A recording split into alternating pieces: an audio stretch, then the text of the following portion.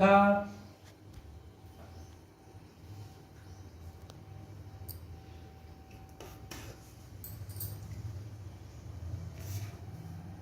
रक्तमजावसा मांस्या अस्थि मेधांसि पार्वते अंतराणि कालरात्रिश्च पीतं च मुकुटेश्वरे पद्मावती पदम कोशे कफे चूडामणिस्तथा ज्वालामुखे नखज्वालामभेद्या सर्वसन्धिषु शुक्रं ब्रह्माणिं रक्षेत च छायां सत्येश्वरी तथाहंकारं मनोबुद्धि रक्षेन मे धर्मधारिणी प्राणापानौ तथा व्यान मुदानं च समानकं ब्रजहस्ता च मे रक्षेत् प्राणं कल्याण शोभना रसे रूपे च गन्धे च शब्दे स्पर्शे च योगिनी सत्त्वं रजस्तमश्चैव रक्षेन नारायणे सदा आयुरक्षत वाराहि।